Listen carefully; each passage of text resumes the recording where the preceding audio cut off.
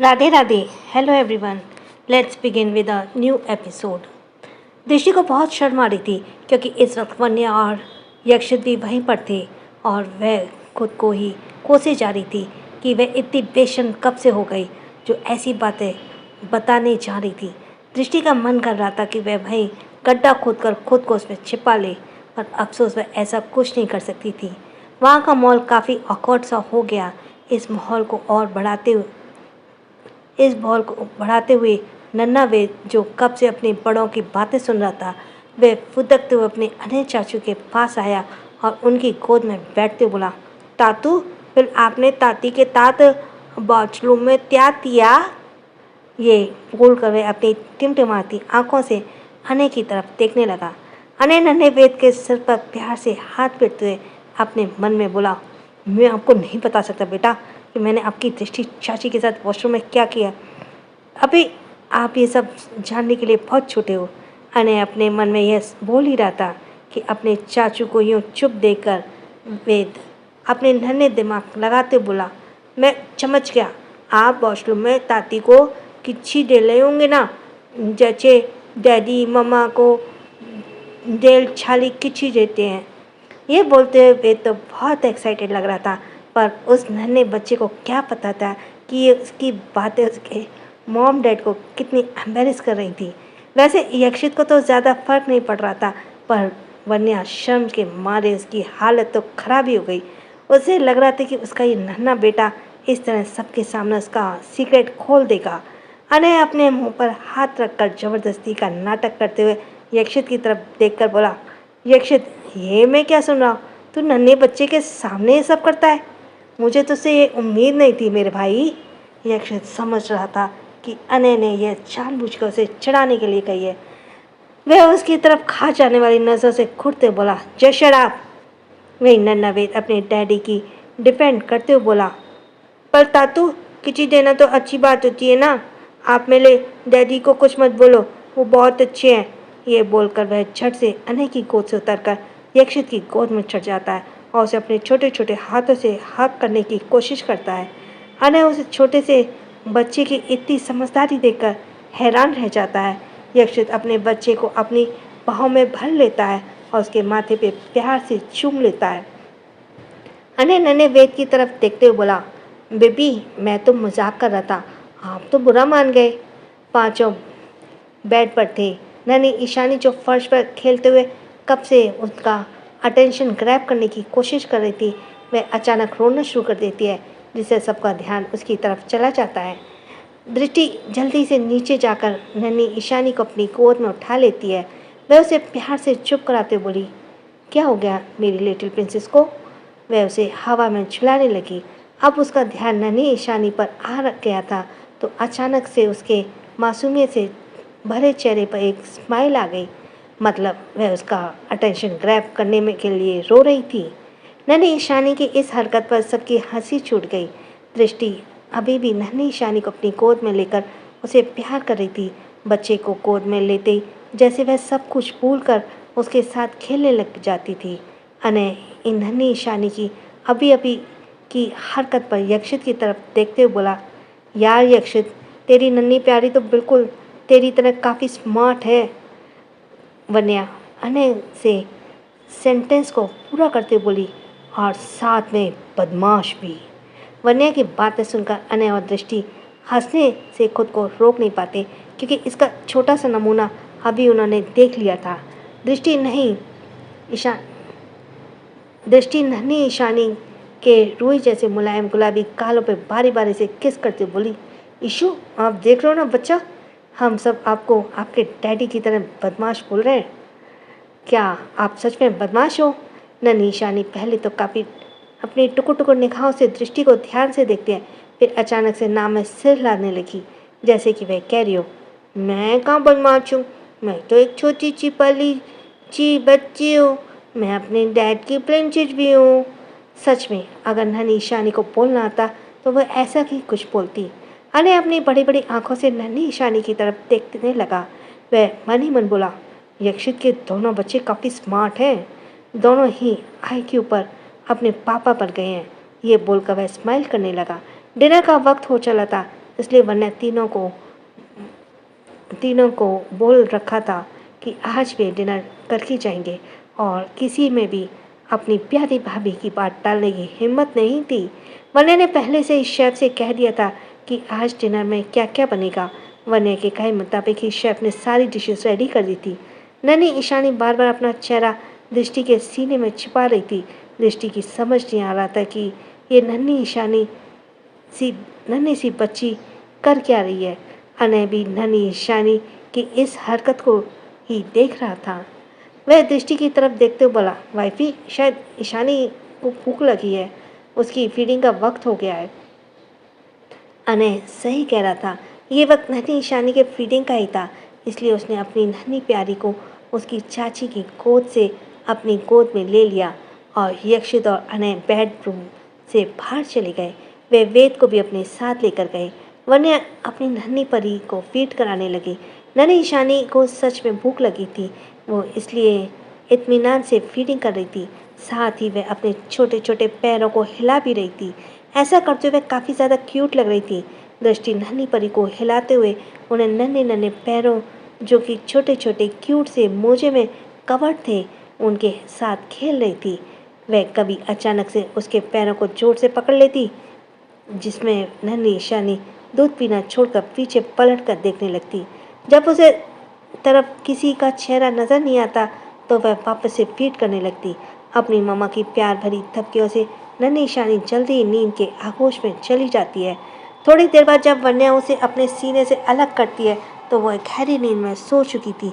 उसने आहिस्ते से उसे बेड पर सुला दिया और उसे उसके बेबी ब्लैंकेट से कवर कर दिया। फिर दोनों कमरे से बाहर की तरफ चले जाते हैं। बाहर जब डाइनिंग एरिया में तरफ आ गए तो उन्हें देखा कि विवेक और जीविका रेडी होकर कहीं जा रहे हैं। उन्हें यूं रेडी हुआ देखकर वन्या विवेक की तरफ देखकर बोली, तुम दोनों कहीं जा रहे हो? विवेक वन्या की तरफ देखते बोला, हाँ भाभी, अगर आपकी परमिशन हो तो आपकी प्यारी सी छोटी बहन को डेट पर लेकर जाना चाहता हूँ। अनय विवेक की पीठ पर थपथपाते बोले, अरे वाह, तूने इतनी जल्दी अपनी स्वीटहार्ट को मना लिया। फिर वह जीविका की तरफ देखते बोला, जीविका, तुमसे ये उम्मीद नहीं थी। ये विवेक का बच्चा कभी कभी तो तुम्हें मनाता है और फिर भी तुम इतनी आसानी से मान जाती हो।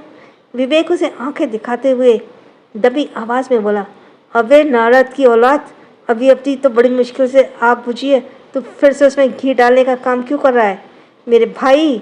वहीं जीविका अनय की तरफ देखते हुए बोली, ऐसी बात नहीं है जीजू, ये डरा धमका कर मुझे डेट पर लेकर जा रहे हैं। जीविका ने मासूमी से सच उगल दिया। वहीं वन्या और दृष्टि मन ही मन जीविका की इस नादानी पर हंसने लगी। विवेक मन ही मन जीविका को कोसने लगा। यक्षित जीविका के सिर पर प्यार से हाथ फेरते बोला, विवेक, ये मैं क्या सुन रहा हूँ? तो मेरी प्यारी सी साली को डरा धमका कर रहा है। विवेक समझ गया कि अब उसकी टांग खींचने पर उतर आए हैं सब। वह जीविका के कानों की तरफ झुकते हुए धीरे से बोला, मैं तुम्हें डरा धमका रहा हूँ ना? बस थोड़ी देर और फिर तुम्हें बताऊंगा डराना धमकाना किसे कहते हैं।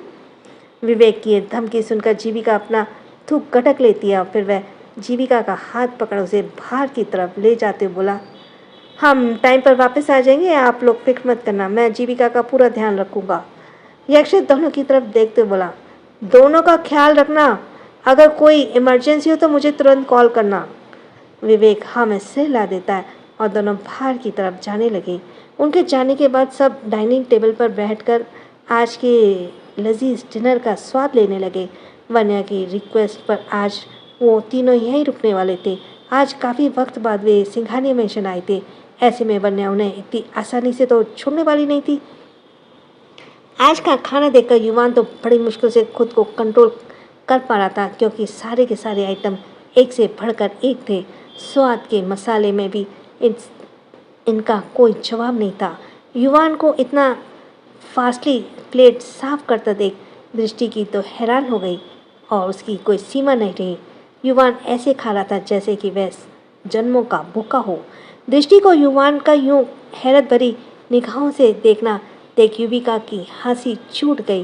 वह दृष्टि की तरफ देखते हुए बोली, भाभी, भाई ऐसे ही हैं, उनको हैरान होने की ज़रूरत नहीं है। खाना देखकर भाई की भूख हद से ज़्यादा बढ़ जाती है। अनय भी युवान की तरफ देखते हुए बोला, इतने सालों बाद भी अगर कुछ नहीं बदला ना, तो वो है इस छोटे मॉन्स्टर के खाने का अंदाज। जीविका पैसेंजर सीट पर बैठी हुई थी और विवेक उसके बगल में ड्राइविंग सीट पर बैठे हुए ड्राइविंग कर रहा था। उसने अपने साथ बॉडीगार्ड्स कैरी नहीं किए थे, क्योंकि जब भी वह जीविका के साथ रहता उसे यह पसंद नहीं था कि कोई उसे डिस्टर्ब कर दे। पर यक्षित जानता था कि खतरा हर वक्त मंडरा रहा है, वहीं कहीं भी टपक सकता है। इसलिए उसने सीक्रेटली अपने बॉडीगार्ड्स की एक कार विवेक की लग्जरी कार के पीछे लगवा दी थी, जो कि दूर से ही उनकी कार का पीछा कर रही थी। जीविका ने आज विवेक की दी हुई रेड गाउन पहनी हुई थी, जिसमें वह बेहद ही ज़्यादा खूबसूरत लग रही थी। उसके कानों में डायमंड के ड्रॉप ईयररिंग कैरी की हुई थी और उसके लुक को और भी ज़्यादा एलिगेंट बना रहे थे। जीविका विवेक के तपती नज़रें अपने चेहरे पे फील कर पा रही थी। ये महसूस करते उसके पसीने छूटने लगे। जब जीविका ने हिम्मत करके विवेक की तरफ एक नज़र उठाकर देखा, तो वह लगातार उसे देख ही जा रहा था। जीविका अपनी घबराहट छिपाने का नाकाम कोशिश करते हुए बोली, हाँ, आप मुझे ऐसे क्यों देख रहे हैं? आप ड्राइविंग पर फोकस कीजिए ना। जीविका के चेहरे की नर्वसनेस देखकर विवेक को काफ़ी मज़ा आ रहा था। उसने कार का ऑटोमेटिक ड्राइविंग फीचर ऑन किया और फिर अपने हाथों से को रिलैक्स करके अगले ही पल जीविका को खींचकर अपनी गोद में बिठा लेता है। जीविका अनय की इस हरकत से काफ़ी ज़्यादा शॉक थी। तभी उसे कुछ रियलाइज़ हुआ और उसके मुंह से एक चीख निकल गई। विवेक आंखें छोटी करके जीविका को घूरने लगा और इस वक्त विवेक की एक हाथ जीविका के मुंह पर था। वह उसे डांटते हुए बोला, क्या हुआ? तुम चिल्लाई क्यों? जीविका कर रही थी। वह कुछ कहना चाहती थी, पर आवाज़ उसके गले में अटक गई। उसने अपनी आंखों के इशारे से विवेक को अपने मुंह की तरफ इशारा किया। विवेक समझ गया कि जीविका उसे हाथ हटाकर अपने मुंह को हटाने के लिए कह रही है, पर इस वक्त वह क्यूट भी बहुत लग रही थी और विवेक इतना शरीफ भी नहीं था कि वह अपनी प्यारी जीविका को तंग करने का मौका अपने हाथ से यूं जाने दे।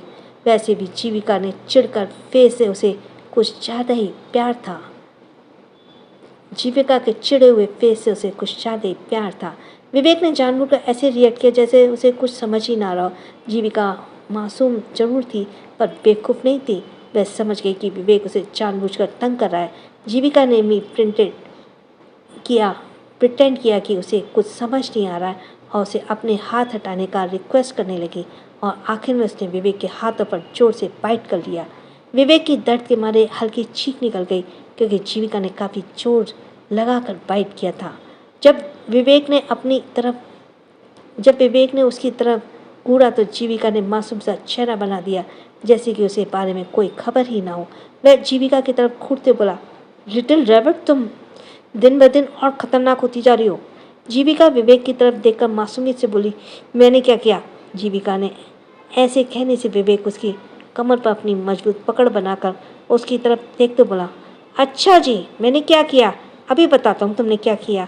ये बोलकर वह जीविका की नेक की तरफ झुक ही रहा था कि जीविका ने उसे रोकते हुए कहा, विवेक, मैं ये कहना चाह रही थी कि आपने स्टीयरिंग पर से हाथ हटा दिया और हमारी कार कैसे चल रही है? विवेक जीविका के गाल पर हाथ रखते बोला, उसकी चिंता तुम मत करो, बस तुम मुझ पर ध्यान दो। बहुत शौक है ना बेबी तुम बाइट करने का? चलो आज मैं तुम्हें बताता हूँ बाइट कैसे की जाती है। यह बोलकर वह जीविका की नेक की तरफ झुकने लगा। जीविका ने उस वक्त विवेक को काट तो लिया था, पर अब जब उसकी बारी आई तो उसे काफ़ी ज़्यादा डर लग रहा था। उसे स्ट्रॉन्ग फीलिंग आ रही थी कि विवेक उसे कच्चा चबा जाने वाला है। जीविका का फेस इस वक्त किसी बच्चे की तरह हो गया था। जीविका अपनी आंखें बंद किए हुए ही विवेक की रिक्वेस्ट करते हुए बोली, विवेक प्लीज़ नहीं, मुझे बहुत दर्द होगा। विवेक जीविका के बाइट करने ही वाला था कि पर तभी उसका ध्यान जीविका के चेहरे की तरफ चला गया, जो इस वक्त काफ़ी डरी हुई थी। जीविका का ये रिएक्शन देखकर विवेक स्माइल करने से खुद को रोक नहीं पाया। वह जानता था कि उसकी जीविका कितनी नाजुक सी है। वह उसे जरा सा भी छूता था, उसकी बॉडी पर निशान पड़ जाते थे। वह जीविका के नेक की तरफ झुककर उसे आहिस्ते से काट लेता है। जीविका तो पहले से ही डरी हुई थी, इसलिए उसकी पकड़ विवेक की बॉडी पर खस जाती है।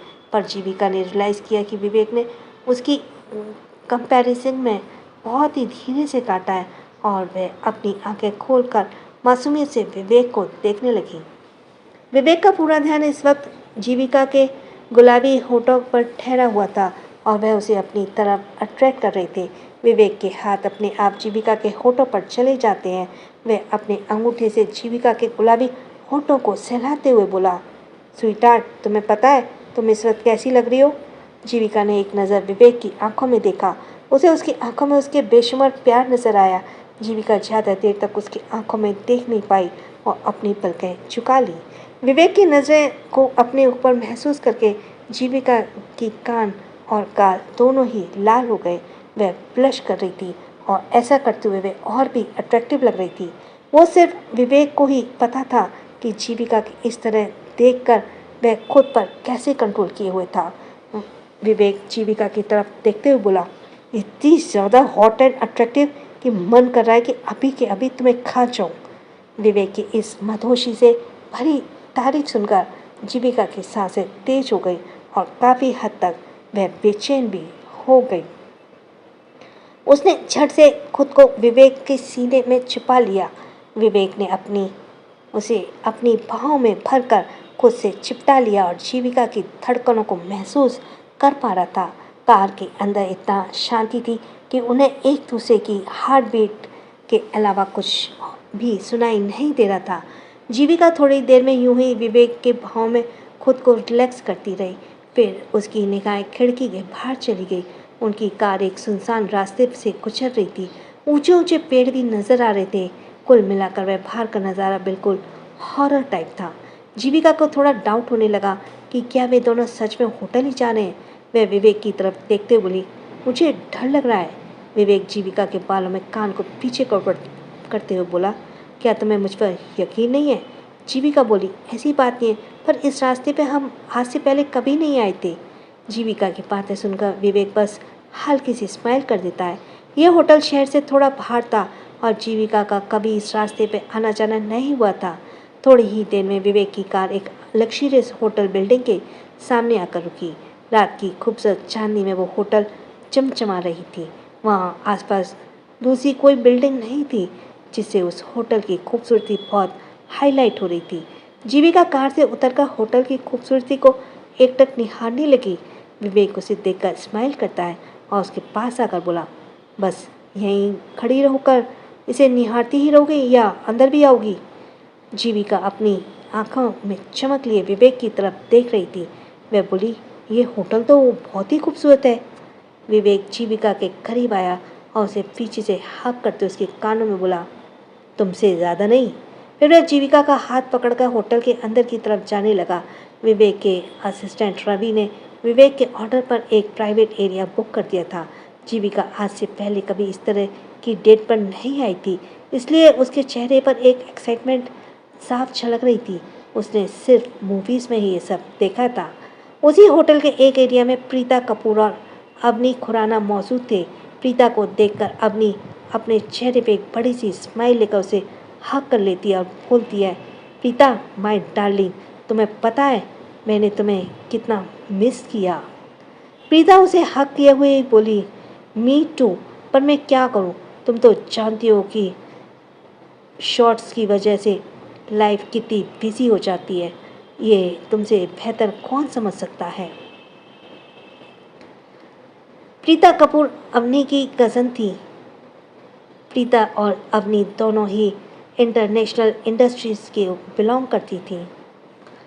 एंटरटेनमेंट इंडस्ट्रीज़ को बिलोंग करती थी।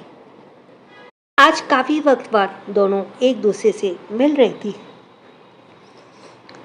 और प्रीता ने सुना था कि अवनी मुंबई के सबसे अमीर और पावरफुल बिजनेसमैन यक्षित रंघाई सिंघानिया के शादी करने वाली थी। वह उसकी तरफ देखते बोली, अवनी, मैंने सुना था कि तुम यक्षित राय सिंघानिया से शादी करने वाली थी। प्रीता का यह कहना ही था कि अवनी के फेशियल एक्सप्रेशन एकदम से चेंज हो गए। स्माइल की जगह गुस्से ने ले लिया शुरू कर दिया। अवनी के इस पल पर बदलते फेस एक्सप्रेशन को देखकर प्रीता इतना तो समझ गई कि जरूर कुछ गड़बड़ है, वरना अवनी यक्षित राय सिंघानिया से शादी करने के लिए कितनी ज़्यादा एक्साइटेड थी। प्रीता अपनी की तरफ देखते हुए बोली, sweetheart, are you all right? मैंने तो तुमसे यूं ही पूछ लिया क्योंकि मैं जानती हूँ कि तुम उससे शादी करने के लिए कितनी एक्साइटेड थी।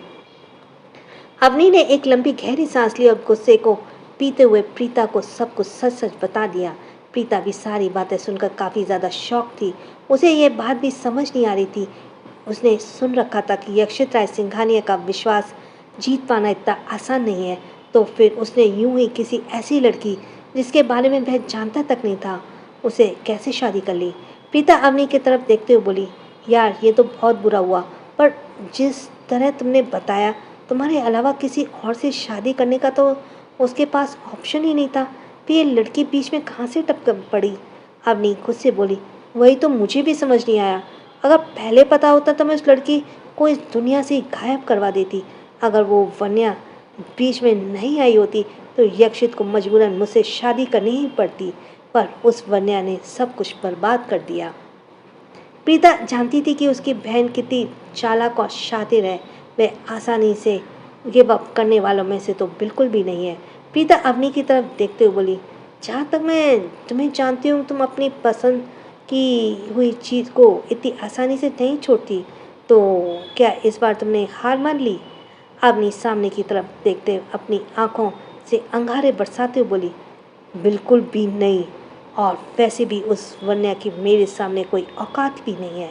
इनफैक्ट वो सो कॉल्ड मिडिल क्लास लड़की इतनी अमीर खानदान की बहू बनने के लायक भी नहीं है। पता नहीं यक्षित को उसमें ऐसा क्या देख पा। अवनी प्रीता की तरफ देखते हुए बोली, मैंने उस वन्या और यक्षित से दूर करने की बहुत कोशिश की उस वन्या को, पर हर बार यक्षित ढाल बनकर उसके सामने आ जाता था। पर मैं भी देखती हूँ कि वो कब तक अपनी सो कॉल्ड वाइफ को बचा पाता है। अवनी ने यह अपनी आंखों में शैतानी चमक लिए हुए कहा। तभी उसकी निगाहें सामने की तरफ से आते हुए विवेक और जीविका पर पड़ गई। ये देखकर अवनी दोनों की तरफ देखते हुए बोली, हे प्रीता, ये तो तुम्हारा बेस्ट फ्रेंड विवेक सिंह ओबराय है ना? ये इस होटल में क्या कर रहा है, वो भी एक लड़की के साथ? अवनी जीविका के बारे में नहीं जानती थी कि वह वन्या की बहन है। अवनी की बातें सुनकर प्रीता विवेक और जीविका की तरफ देखी। विवेक का हाथ जीविका के हाथों में देखकर उसके तन बदन में आग लग जाती है। एक तो जीविका उस रेड कलर की महंगी ब्रांडेड गाउन में आज हद से ज़्यादा खूबसूरत और रिच लग रही थी।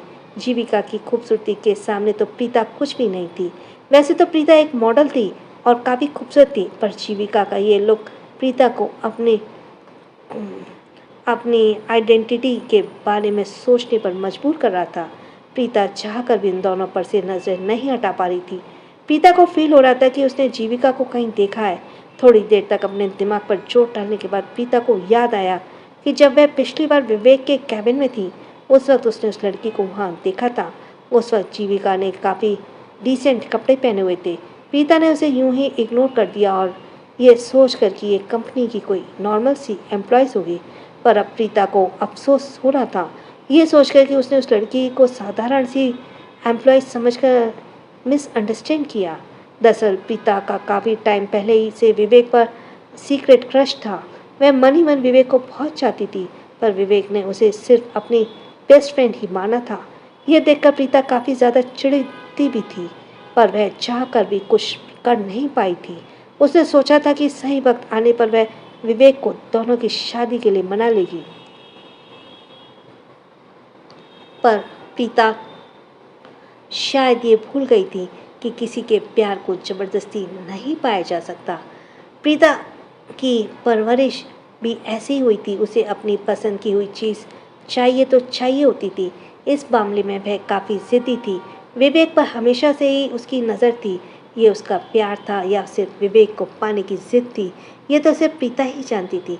पर इस वक्त विवेक को किसी लड़की के साथ देखकर प्रीता का यही मन कर रहा था कि वह उस लड़की का गला ही घोट दे। अपनी प्रीता के कंधे पर हाथ रखते बोली, प्रीता तुम क्या सोच रही हो? तुम्हें दोनों को साथ देखकर जेलसी हो रही है ना? प्रीता अपनी की तरफ देखने लगी। उसे अपनी तरफ यूँ देखता देख अपनी बोली, हे कम ऑन, तुम मुझे ऐसे क्या देख रही हो? We are sisters. मुझे पता है तुम्हारा विवेक पर सीक्रेट क्रश है। प्रीता अपनी आंखों में एक खतरनाक चमक लिए हुए बोली, क्या तुम जानती हो विवेक के साथ ये लड़की कौन है? अपनी बोली, यह तो नहीं जानती, पर इतना जरूर जानती हूँ, जिस तरह से विवेक ने उस लड़की का हाथ पकड़ रखा है, ऐसा लग रहा है जैसे विवेक के दिल में के बहुत करीब है। यह सुनकर प्रीता का मूड एकदम से खराब हो गया। जिस इंटेंशन से उसने विवेक से करीबी बढ़ानी शुरू की थी, वो अब उससे दूर जाती हुई नजर आ रही थी। प्रीता ने गुस्से से अपनी मुट्ठियां भींच ली और अपने दांत पीसते हुए बोली, ये विवेक आखिर समझता क्या है? क्यों नहीं है कि मैं उसे कितना प्यार करती हूँ? क्या हमारे सालों की दोस्ती का कोई मायने नहीं है? प्रीता की इस बात पर अग्नि बोली, उस वन्या से शादी से पहले मैं और यक्षित भी काफ़ी अच्छे दोस्त थे, पर आखिर में हुआ क्या, ये तुम भी जानती हो। वन्या जैसी लड़कियां बस दिखने में मासूम होती हैं, पर अमीर लड़कों को अपनी हुस्न के जाल में कैसे फंसाना है, यह उन्हें बहुत अच्छे से आता है। प्रीता अपनी आंखों में जीविका के लिए गुस्सा और जलन लिए हुए बोली, हाँ तुम सही कह रही हो। ये बोलकर वह सामने की तरफ देखने लगी। अवनी उसे दिलासा देते हुए बोली, प्रीता अभी भी देरी नहीं हुई है, तुम चाहो तो विवेक की ज़िंदगी में आ सकती हो और उस लड़की को विवेक की ज़िंदगी से हमेशा हमेशा के लिए निकाल फेंक सकती हो। प्रीता अपनी आंखों में विवेक को पाने की डिज़ायर लेकर बोली, विवेक को तो मैं पाकर ही रहूँगी, चाहे इसमें उसकी मर्जी हो या चाहे ना हो। मैंने इतने सालों तक विवेक के पीछे यूं ही पसीना नहीं बहाया है कि एक दिन उसकी बाहों में किसी दूसरी लड़की को देखूं। अवनी बोली, पर एक बात का ख्याल रखना, तुम कुछ ऐसा करो जिससे विवेक खुद उस लड़की को अपने से दूर कर दे, वरना अगर तुमने उस लड़की को विवेक से दूर करने की कोशिश की तो विवेक तुम्हें गलत समझने लगेगा और ये भी पॉसिबल है कि तुम उसकी नज़रों में गिर जाओ। प्रीता अपनी आंखों में एक चमक लिए बोली, तुम इसकी फिक्र मत करो, ऐसा कुछ भी नहीं होगा। मैं बहुत जल्द इस लड़की के बारे में पता करती हूँ और फिर उसे विवेक की ज़िंदगी से बाहर फेंकने की प्लान भी। प्रीता के कंधे पर हाथ रखते हुए अपनी बोली, तुम विवेक पर फोकस करो और मैं यक्षित पर। प्रीता अवनी की तरफ देखते हुए बोली, इफ़ यू डोंट माइंड, क्या मैं एक बात पूछूं? अवनी उसकी तरफ देखते हुए बोली, हाँ पूछो। प्रीता बोली, अवनी तुम्हें लगता है यक्षित राय सिंघानिया और उसकी वाइफ के रिलेशन को काफ़ी वक्त हो गया है, ऐसे में तो दोनों उनकी बॉन्डिंग भी काफ़ी स्ट्रॉन्ग हो गई होगी, ऐसे में तुम क्या करोगी उनके बीच दरार लाने के लिए? अवनी अपनी आंखों में एक शैतानी चमक लिए बोली, उसकी फिक्र तुम मत करो, जो अब तक नहीं हुआ वो अब होगा, just wait and watch. Preeta को अपनी की बात समझ तो नहीं आई, पर वह इतना ज़रूर समझ गई थी कि उसके दिमाग में कुछ तो पक रहा है जो शायद यक्षित और वन्या के रिश्ते के लिए अच्छा साबित न हो। उसी होटल में एक प्राइवेट एरिया में विवेक जीविका का हाथ पकड़कर लिफ्ट से होते हुए थर्ड फ्लोर का बटन प्रेस कर देता है। वो एरिया प्राइवेट एरिया था जो हर वक्त किसी वीआईपी लोगों के लिए बुक रहता था, इसलिए वहाँ पर लोग भी ना के बराबर थे। लिफ्ट से निकलने के बाद वे थोड़ी देर चलकर आगे आ गए और जीविका को आगे अंधेरा नजर आने लगा। जीविका ने एक नज़र विवेक की तरफ देखा और बोली, विवेक यहाँ पर तो अंधेरा क्यों है, क्या हमें वहीं पर जाना है? जीविका के इस सवाल पर विवेक बोला, हमें वहीं जाना है। ये बोलकर वह उस तरफ आगे बढ़ने लगा। विवेक आगे आगे चल रहा था और जीविका उसके पीछे पीछे। थोड़ी ही देर में वे अंधेरे कमरे में एंटर होते हैं। वहाँ पर काफ़ी ज़्यादा अंधेरा था। जीविका को थोड़ा डर लग रहा था, इसलिए वह अपना हाथ इधर उधर टटोलते हुए बोली, विवेक आयु देयर, मुझे डर लग रहा है। जीविका की आवाज़ में वह डर साफ साफ नोटिस कर सकता था। वह जीविका हाथ थामते हुए बोला, डरो मत, मेरी जान में है ही हूँ। तभी वहाँ पर सारी लाइट्स ऑन हो जाती है। जीविका जो कि विवेक के एक हाथ थामे हुए थी, वह अचानक उस कमरे के चारों तरफ देखने लगती है। उस कमरे को बेहद ही खूबसूरती से सजाया गया था। चारों तरफ रोज पेटल्स बिखरे हुए थे, साथ ही खूबसूरत सेंटेड कैंडल्स के कमरे में रोशनी हो रही थी। तभी जीविका की निगाहें सामने की तरफ गई। वहाँ ग्लास डोर से होते हुए एक ओपन स्पेस था, जहाँ पर एक खूबसूरत सा स्विमिंग पूल भी था, जहाँ पर चांद का अक्ष बहुत ही खूबसूरत से नजर आ रहा था। स्विमिंग पूल के सामने सोफा रखा हुआ था उसमें बैठने के लिए। ओवरऑल सारी डेकोरेशन बेहद ही ज़्यादा खूबसूरत था। जीविका को चारों तरफ यूँ निहारता देखकर विवेक उसे बैक हक करते हुए उसके शोल्डर पर अपना चिन रखते हुए बोला, तो कैसा लगा तुम्हें मेरा सरप्राइज? जीविका विवेक की तरफ पलटकर उसकी प्यार भरी आंखों में देखते हुए बोली, बिल्कुल आपकी तरह, बेहद ही अमेजिंग। जीविका की तारीफ सुनकर विवेक को बहुत अच्छा लग रहा था। तब से बहुत गिल्ट में था जब उसने जीविका को डेट पर ले जाने के लिए कहा था और बाद में वह खुद ही भूल गया था। पर अब जीविका के फेस पर एक प्यारी सी स्माइल देखकर उसे बहुत सुकून मिल रहा था। विवेक को ऐसा लगा रहा था जैसे वक्त वहीं पर थम जाए और वह यूं ही जीविका को इस मासूम प्यारे से चेहरे और उसकी दिलकश स्माइल को यूं ही निहारता रहे। जीविका की खूबसूरती विवेक को अपनी तरफ अट्रैक्ट कर रही थी। वह उसकी कमर को पकड़कर अपनी तरफ खींच लेता है और उसकी नशीली आंखों में देखते हुए बोला, तो तुम्हें नहीं लगता कि मेरी इस मेहनत के बदले में मुझे कुछ रिवॉर्ड मिलना चाहिए? जीविका इस वक्त बेहद खुश थी, इसलिए उसे विवेक की आंखों में की शरारत नज़र नहीं आई। वह कमरे की डेकोरेशन जो कि काफ़ी ड्रीमी थी उस तरफ देखते हुए बोली, बोलिए आपको क्या चाहिए? विवेक अपनी आंखों में शरारत लिए हुए बोला, मैं जो मांगूंगा क्या तुम मुझे वो दोगी?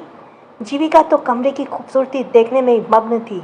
उसने ज़्यादा कुछ ना सोचते हुए हाँ में सर हिला दिया। विवेक बोला, सोच लो मेरी जान। जीविका की सोच वहाँ तक बिल्कुल भी नहीं जा रही थी जहाँ तक विवेक सोच रहा था। वह बेपरवाही से बोला, इसमें सोचना कैसा? जीविका सोच रही थी कि विवेक उसे ज़्यादा से ज़्यादा अपने गालों पर एक बेबी किस की मांग कर सकता है, क्योंकि आज तक जीविका ने उसके रोमांटिक साइड को उतने अच्छे से नहीं देखा था। जीविका विवेक के चेहरे की तरफ देखकर उसके बोलने का वेट कर रही थी। विवेक अपने चेहरे पर एक शरारत भरी स्माइल लिए जीविका के कानों की तरफ झुककर कुछ कहता है।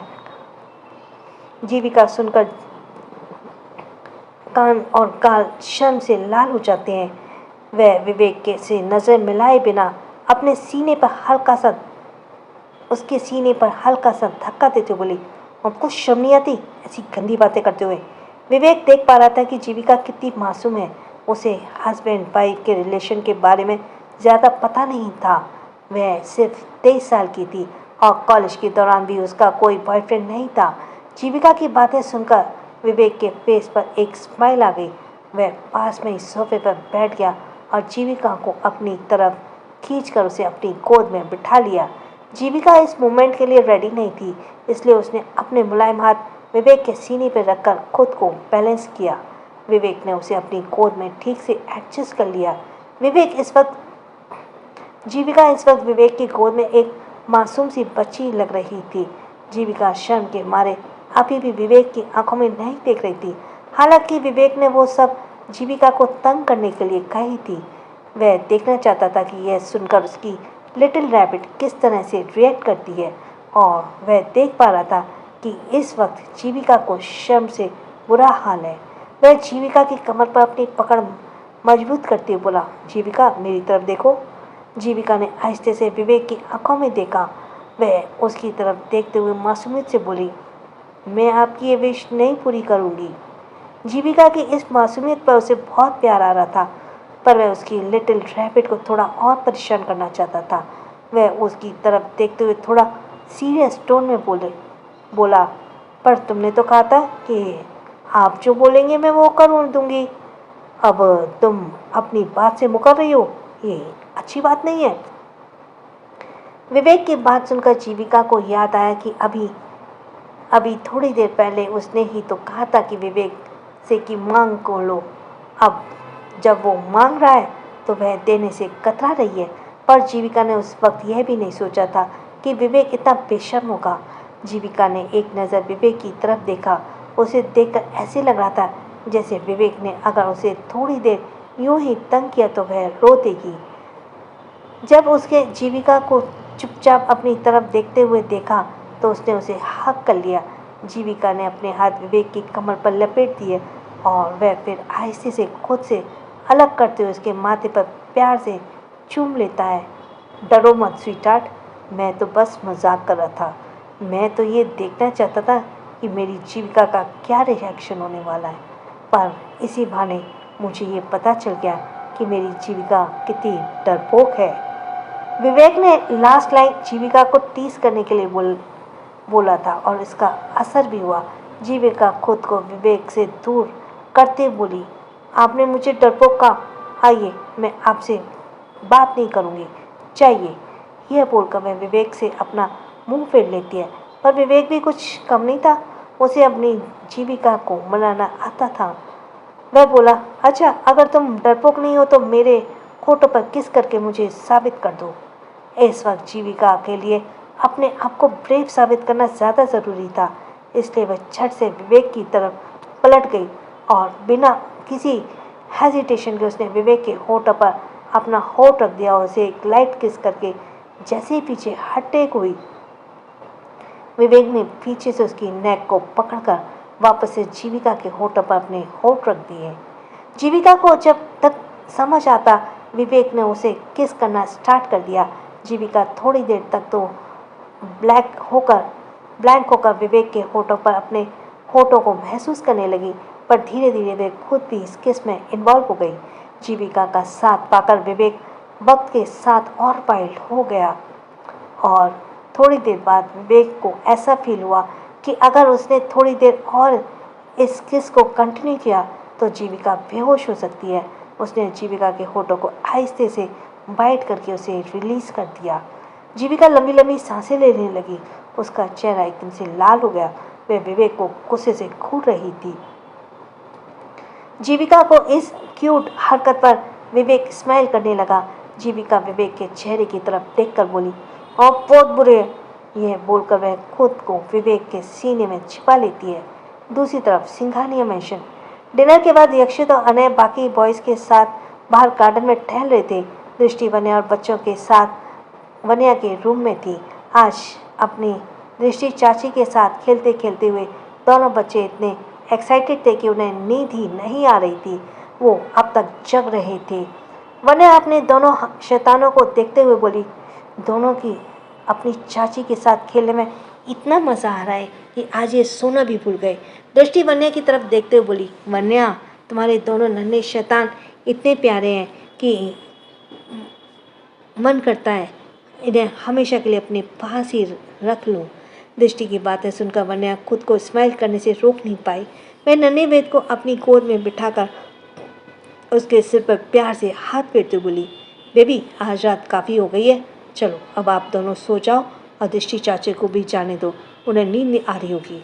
नन्हा वेद नाम में सिर हिलाते बोला, मम्मा प्लीज़ थोड़ी देर और, मेरी ताती के साथ खेलने का बहुत मज़ा आ रहा है। मम्मा हम ना अगली बार ताती को भी अम्यूजमेंट पार्क लेकर चलेंगे, जाएंगे। वन्या बोली, ठीक है बच्चा, आप अपनी चाची को भी लेकर जाना, पर अभी तो जाओ, हम आप दोनों मम्मा के अच्छे बच्चे हो ना। दृष्टि का मन तो नहीं कर रहा था इतने प्यारे प्यारे बच्चों को छोड़कर जाने का, पर अब रात भी काफ़ी हो गई थी, इसलिए वह तीनों को गुड नाइट बोलकर अपने कमरे की तरफ चली गई। आज वन्या के दोनों शैतान सोने का नाम ही नहीं ले रहे थे। वह दोनों को सुलाते सुलाते थक गई थी, पर नींद दोनों की आंखों में कोसों दूर थी। वह वन्या को लगता कि दोनों सो गए हैं। कुछ ही पल में दोनों खिलखिलाकर हंस पड़ते। वन्या ने तो अपना सिर ही पकड़ लिया था। उसे नींद आ रही थी और नींद में उसकी पलकें भी भारी होने लगी, पर वह अपने शैतानों को सुलाए बगैर कैसे सो सकती थी। तभी यक्षित दरवाजे से कमरे से अंदर आया। वन्या ने उसे एक नज़र घूर कर देखा। यक्षित वन्या के इस तरह देखने से कंफ्यूज हो गया। फिर उसकी निगाहें दो जोड़ी प्यारी प्यारी आंखों पर गई जो अपनी टिमटिमाती आंखों से उसे देख रहे थे। उनकी आंखों में शैतानी साफ साफ झलक रही थी। ये देखकर यक्षित समझ गया कि माजरा क्या है। वन्या यक्षित की तरफ घूरते बोला, आपके दोनों शैतान बच्चे आज सोने का नाम ही नहीं ले रहे, मुझे परेशान करके रख दिया दोनों ने। वन्या की आवाज़ में थकान साफ झलक रही थी। यक्षित नन्ही ईशानी को नन्हे वेद की तरफ देखते हुए बोला, बच्चों क्या हुआ, आप दोनों को नींद नहीं आई क्या? मम्मा को परेशान करना अच्छी बात नहीं होता बेटा, चलो अब आप दोनों सो जाओ। हाँ, वेद एक नज़र नन्ही ईशानी की तरफ देखता है और जो अपने दोनों हाथों को हवा में लिए हुए थी, वह अपने डैडी की तरफ देखकर बोला, डैडी, हम दोनों की नीनी नहीं याद ली है। मैंने ताती के साथ हॉल खेलना था, पर मम्मा ने ताती को यहाँ से भगा दिया। वन्या अपनी बड़ी बड़ी आंखों से अपने बेटे को देखने लगी। यक्षित वेद को समझाते हुए बोला, बेटा, रात बहुत हो गई है। अगर आप देर तक जागे रहेंगे, कल स्कूल के लिए भी लेट हो जाओगे। इसलिए मम्मा ने चाची को जाने के लिए कहा। वेद अपनी मम्मा की तरफ सरकते हुए वन्या की गोद में बैठते बोला, मम्मा, मम्मा, मुझे और शिट यार, मुझे और इच्चू को चटोली चुनाओ ना। पर वेद ने देखा कि उसकी मम्मा नाराज लग रही हैं। उसने वन्या के चेहरे को अपने हाथों में लेते हुए कहा, प्लीज मम्मा। इसके साथ ही थैंक्स फॉर लिसनिंग। छोटों को प्यार, बड़ों को सम्मान। राधे राधे।